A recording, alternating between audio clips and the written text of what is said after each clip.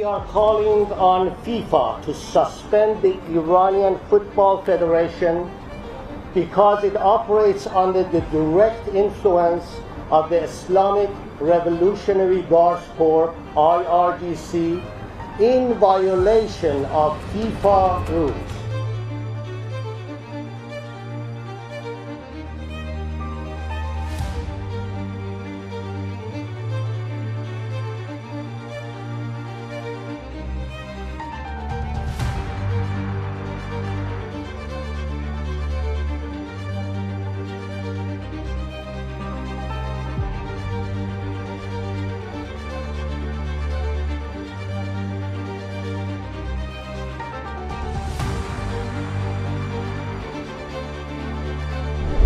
Coba kalian bayangin deh, gimana rasanya mau main sepak bola tapi nyawa yang jadi taruhannya.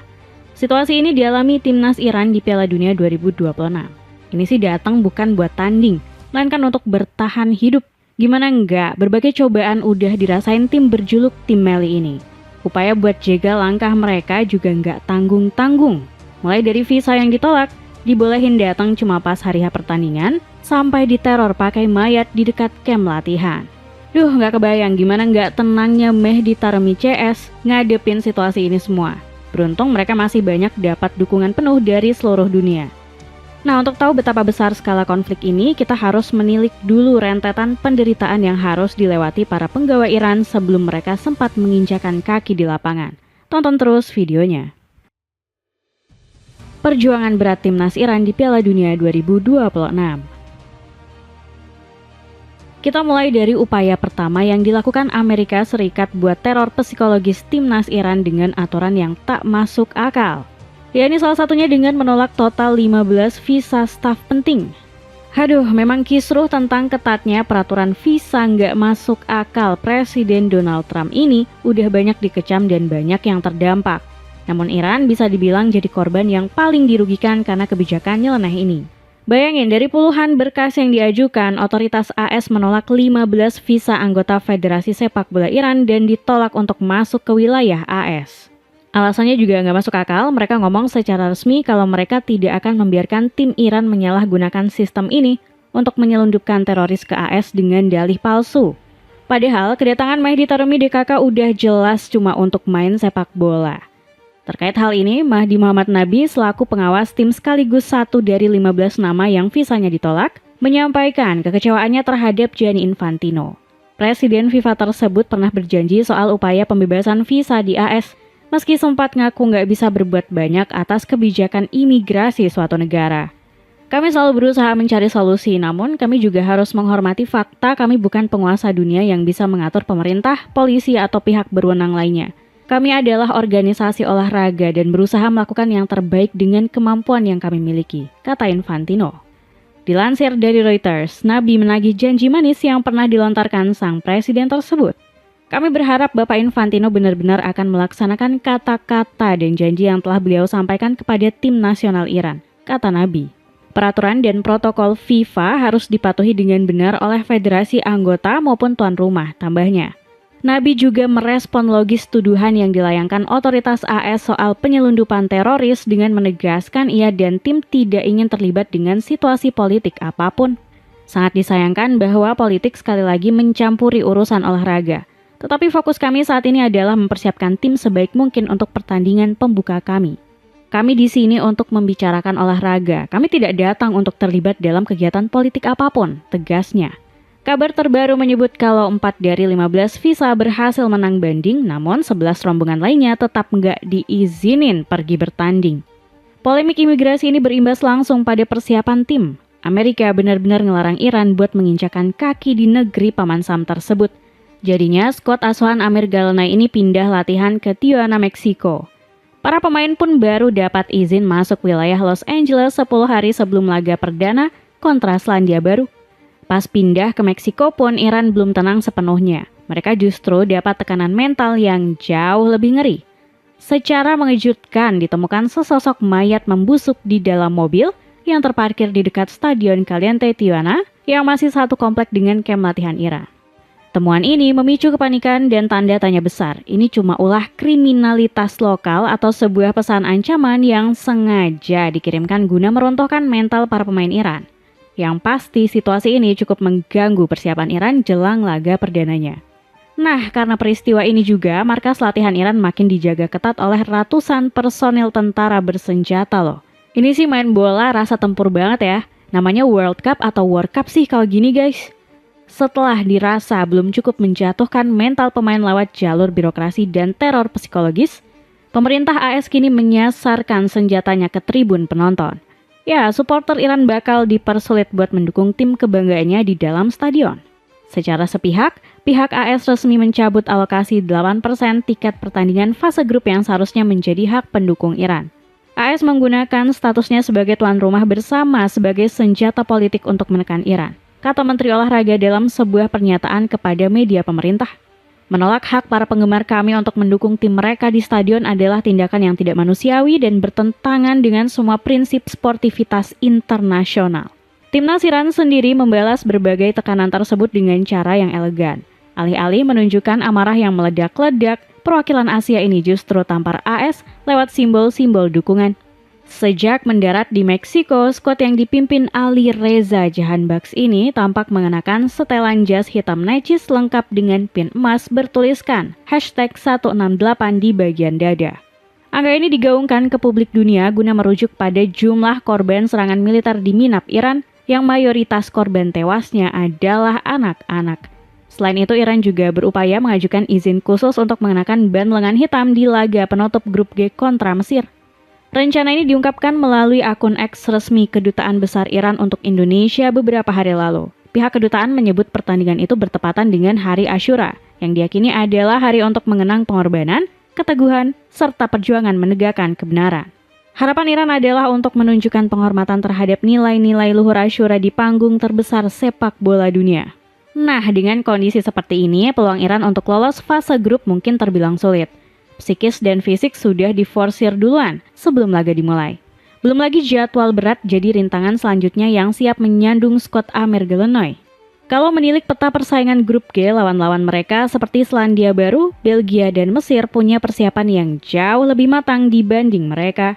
Selain itu, mereka hanya bisa berupaya keras amanin peluang runner-up karena kemungkinan juara grup udah pasti dipegang Laskar Red Devils.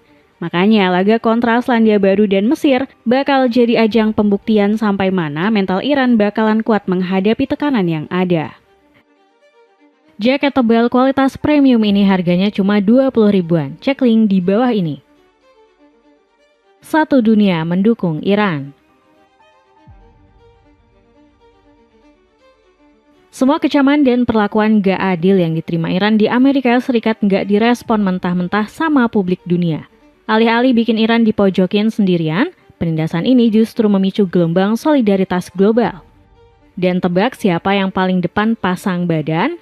Yap, tetangga mereka sendiri, Meksiko. Merasa senasib karena dimusuhin pihak yang sama, publik Meksiko kasih dukungan penuh secara langsung. Begitu tim Meli mindahin markas latihan mereka ke Tijuana, para supporter Iran hingga warga lokal Meksiko langsung antusias menyambut mereka bagai pahlawan. Sampai-sampai supporter L3 ada yang tertangkap kamera rebutan minta tanda tangan bintang Iran Mehdi Taremi. Bener-bener ditreat selayaknya timnas sendiri nggak sih guys?